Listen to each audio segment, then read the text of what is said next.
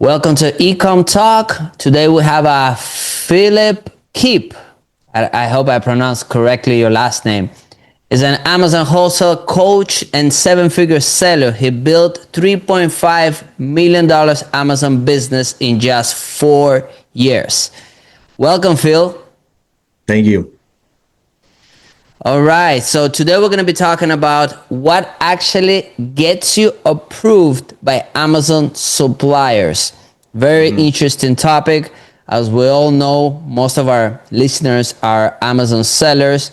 It's being harder and harder to get approved by suppliers or get ungated, better say, for new products or new brands that anyone want to sell. But before, Phil, give me your little story, like where you from, how you get to Amazon, and then we're diving into the topic.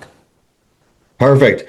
So I've been doing it for about 4 years, like you said. When I got into Amazon, I had a construction background. So I was in drywall for 7 years. I was a union drywall taper. So I was the guy smearing mud on the walls, making them flat, and did that for 7 years. I have two daughters. I was a single dad at the time, and I was making decent money, but it's not like I was just working my 8 hours, right? Because I'd have side jobs after that. I was working weekends, so 14-hour days during the week, a lot of times 8, 10, 12-hour days on the weekends. And, I was missing out on my daughters, and it was just really tough on me, and I needed to find a way out because I was capped out. I wasn't able to make any more money unless I started my own thing or did something else, and I was just kind of done with construction, honestly. And I've been hearing about Amazon, seeing people online going around scanning stuff, and so I got into it. I started doing arbitrage. Now, this was back when Amazon's changed, even in just the 4 years that I've been on it. They're very, very strict. So like I like this topic because it can really help a lot of people that are looking to get in the business, making sure they're not going to bad suppliers, which I think is almost more important, like how to avoid bad suppliers. But started doing retail arbitrage.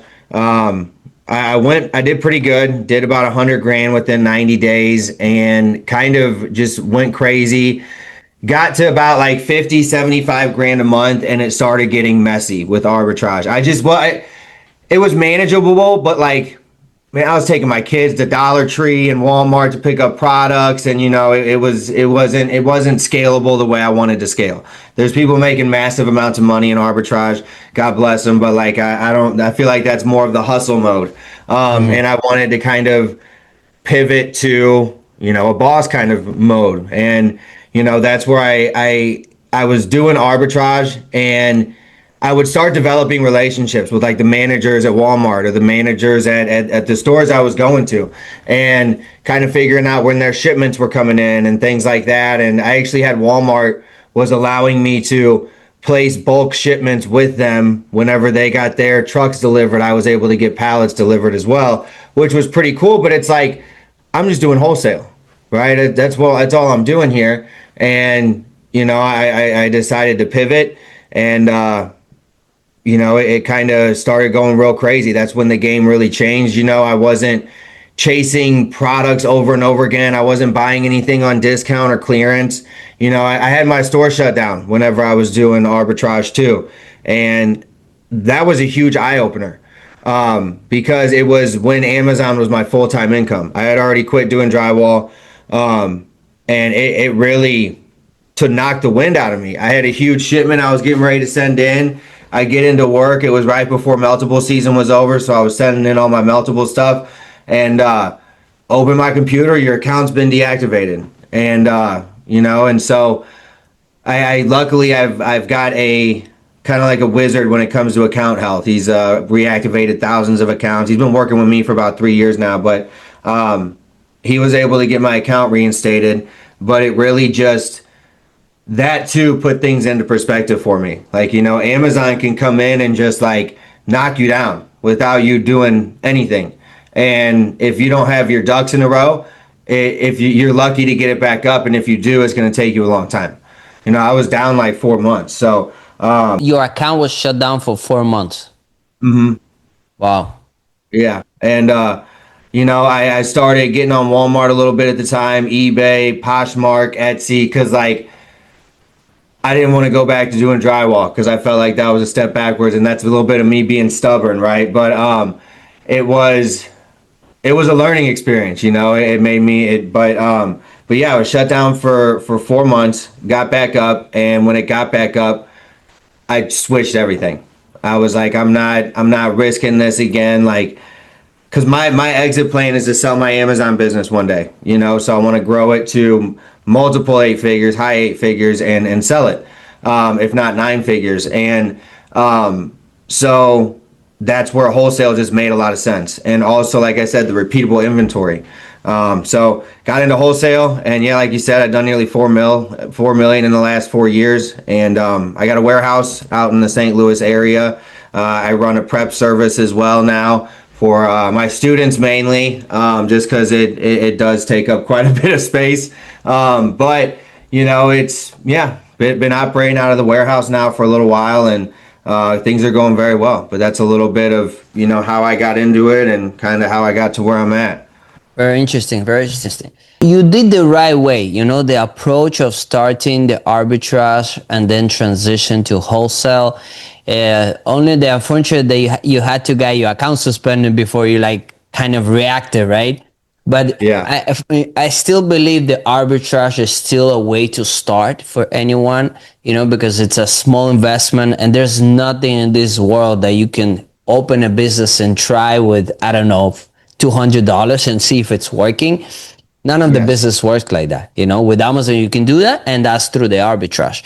Now, once you want to scale and become a real business, just like you said, you want to do wholesale, right? You want to establish the relationship with the distributors and getting that constant product flow, right?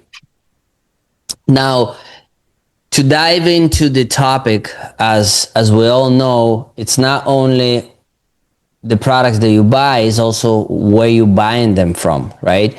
Because Amazon is so picky on the supply chain.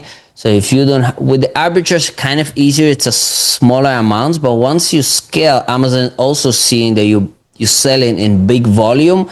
Now they're also taking you more serious, and they want to make sure that the products that you're buying are coming from a legit supplier. So give me your opinion and the facts that you think that every seller should follow when they trying to open a new account with the distributor, and what are the red flags and what you think they're like a green flags, you would say. So I would say if you're going based off like a website, I would say one of the biggest things I notice is like how long have they been in business. If it's someone that's been around for a while, just it kind of tells you they do good business. If they speak on being a manufacturer or working direct to manufacturer, that's a good sign. Another thing, I always check the address, make sure it goes back to the supplier that is listed. If you can kind of tell too if like they're like a more of a retail store kind of site and stuff like that, if they have free shipping over $50, or and a lot of times if they have not if they have prices on the website, it makes me look deeper, because a lot of those bigger distributors will have log in to see prices and stuff like that. If they say anything about liquidation, I avoid it. If they say anything about closeout, that's a huge red flag. Now, I will say I do have some suppliers that will have stuff that they're trying to move and kind of call it closeout. So I would just mark it if I'm going to like call the supplier. And then if I see a supplier advertising anything about Amazon or Walmart fulfillment or anything like that, I always avoid that. That's not saying that the supplier won't get you the product. The supplier may be authorized to sell that product, but you're dealing with a supplier who's mainly selling to Amazon sellers, and that's where all the new people go who are trying to find something easy. They have MOQs with like singular products. That's a huge red flag. they'll show you an ASIN that sells 1,000 times a month, and they'll have an MOQ of 500 units, and then you'll have 50 people buy that, and now all of a sudden that's when the offer count spikes, price goes down, people end up in a horrible spot.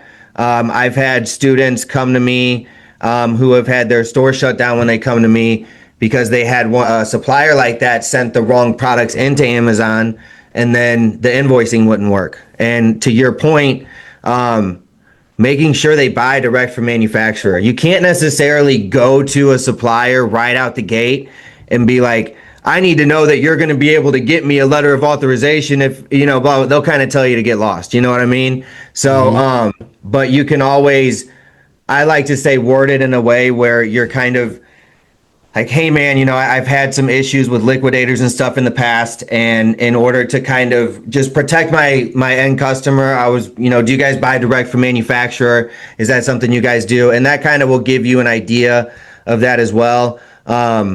Another big thing you can do that I tell a lot of people to do is like go to Google or ChatGPT, look up the top 10 manufacturers in each category you're wanting to go in, and contact the manufacturers, get a list of their authorized distributors. Then you all of a sudden will gather a huge list of suppliers that right out the gate are authorized. I think that's a huge hack. Now, if you're getting into where you're spending money on softwares, you can, get something like third-party profits where you could go even deeper and find stuff that your store is ungated in as far as brand-wise. Contact that brand directly, get a list of authorized distributors.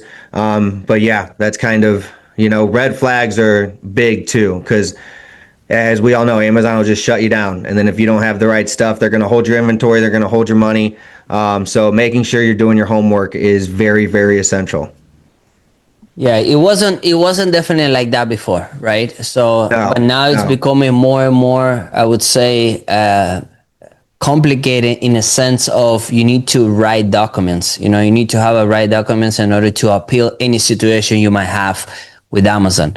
Now, as far as categories, I know you mentioned it's that you look of those. What type of categories you think are better or worst on Amazon as far as finding the suppliers and working with Amazon?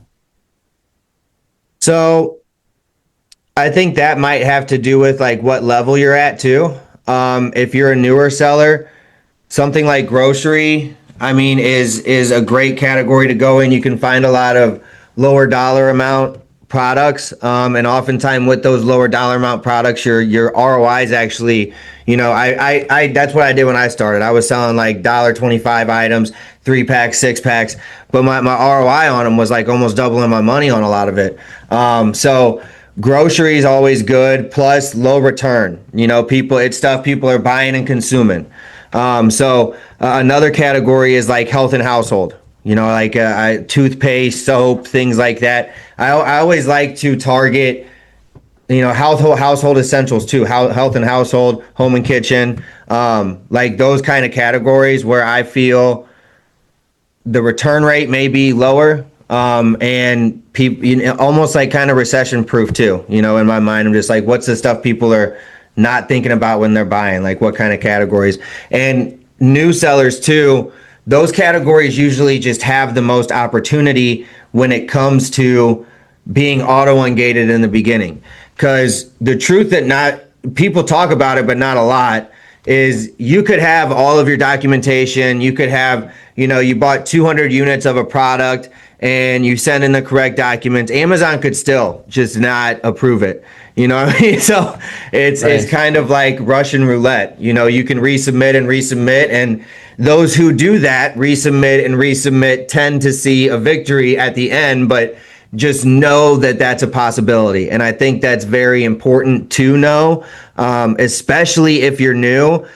Being a coach, I deal with a lot of new people, and they'll find some good product that moves good, but then they're trying to spend all their money on that one product to get ungated. And you need to really diversify your inventory portfolio to mitigate your risk. And not only that, like you're going to buy this one product and there's a chance it could sit for months or forever and not get ungated. But yeah. Yeah, it's a very important point that you mentioned. A lot of people who start, they only see on how much they're gonna be making, right? And they forget about the risk and how much you have to mitigate the risk. And any business, this is one of them for sure. But any business, when you make any decisions, you need to make sure you have a calculated risk. You don't want to lose everything just because you're gonna make X amount of money, right? Exactly. That's what happens a lot with Amazon sellers. In your opinion, with a lot of beginners, what's the main mistakes they make when they're trying to reach those suppliers, the good suppliers? So here's another thing I'll say, like, and people will see this and immediately get deterred. If somebody says we don't work with Amazon sellers or we don't work with e-commerce sellers, that's a green flag to me. And I want to expand on that a little bit because that could be a little counterproductive thinking, but I have very large suppliers that specifically do not sell to e-commerce sellers, and they've come to my warehouse and asked me about how this business works because they're so intrigued by it because of the volume I can move, and I'm a consistent customer. And there's this stigma with suppliers when it comes to e-commerce sellers for, I think it's the people who want to get into the business.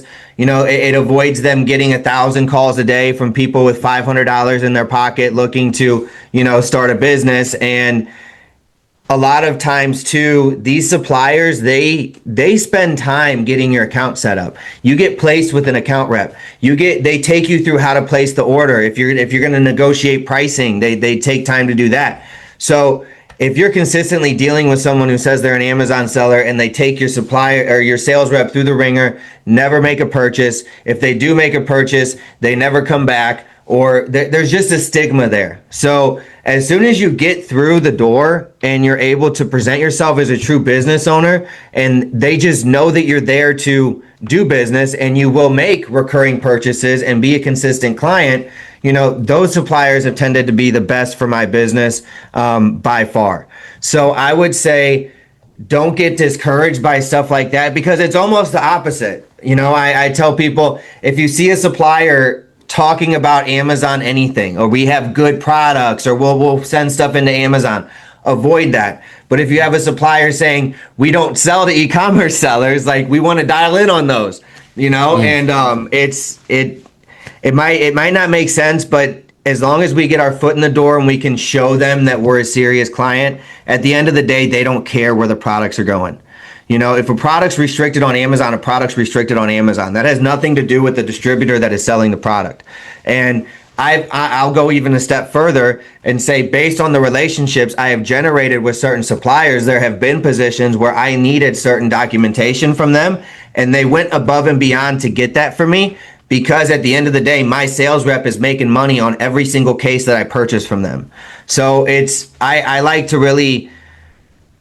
And another thing, if you go to the supplier saying you only have $1,000 a month to spend, even if you, like, when I started this, getting into wholesale, the amount of money I would tell suppliers I had to spend and I didn't necessarily have, I'm just trying to show them I'm here to play. And if I come to them like a serious business owner, you get taken more seriously.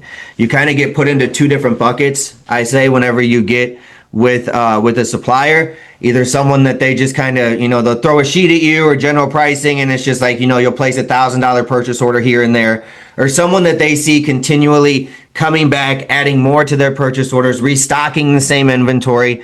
I even have suppliers that they don't carry certain items on their website, but I know that they buy from the manufacturer or the brand, and I will tell them, hey, I can move X amount of cases of this a month, and they will stock that item for me specifically.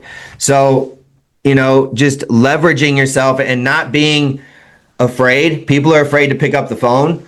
Emails are great. I tell all my guys, I actually have a lot of people start out with virtual assistants to help with email outreach, to kind of bring in suppliers, set phone call appointments, but all those phone calls need to be made by the business owner.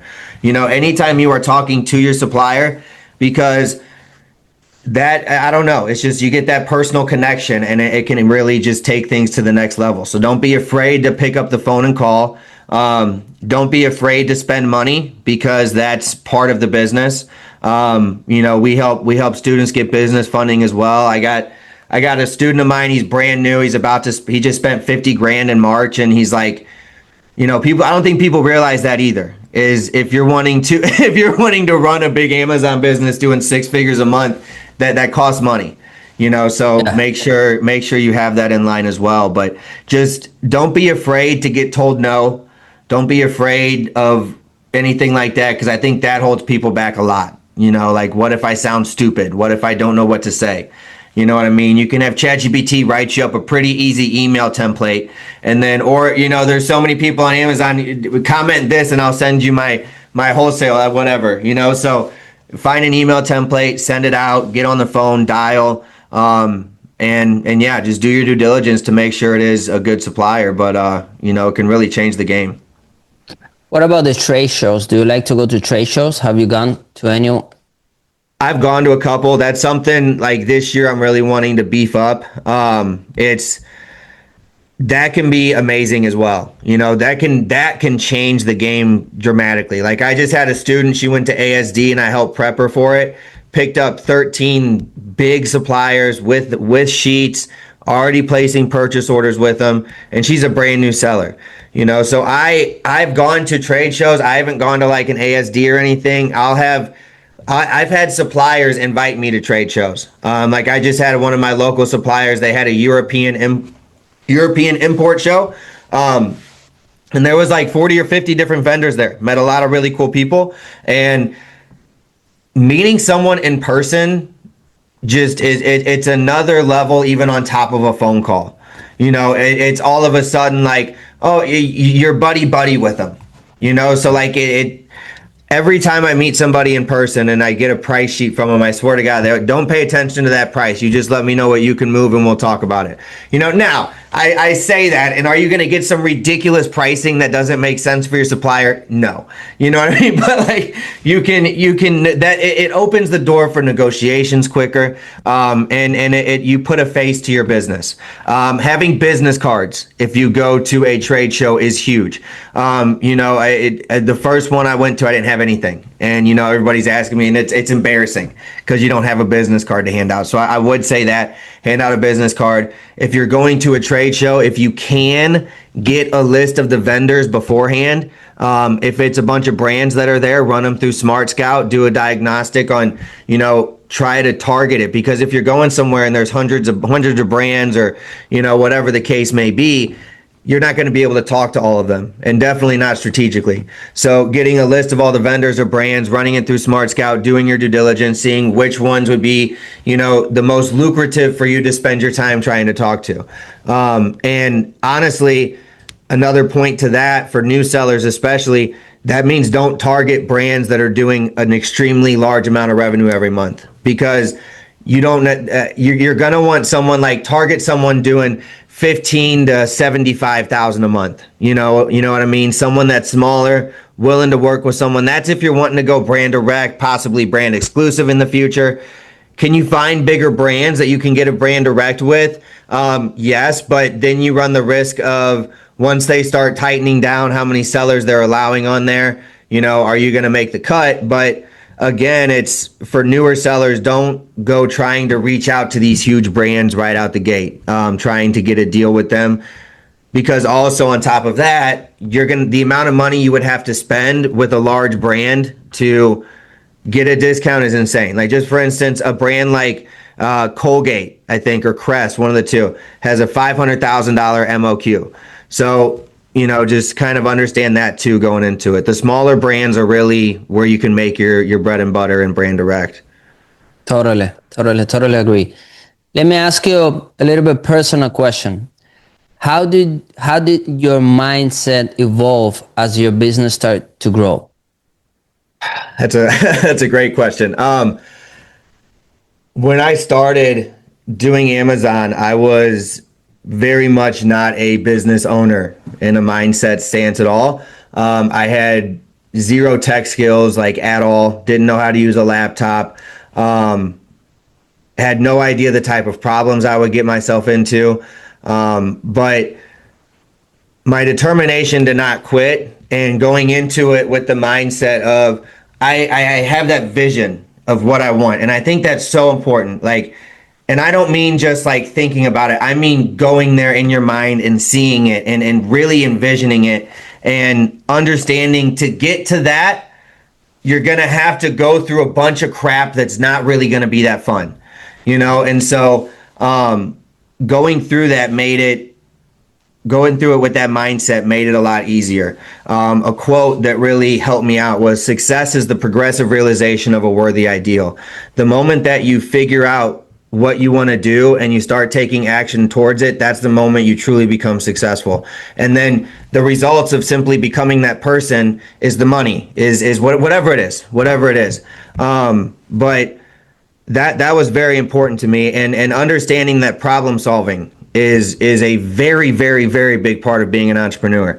The amount of fires that I constantly put resolving problems.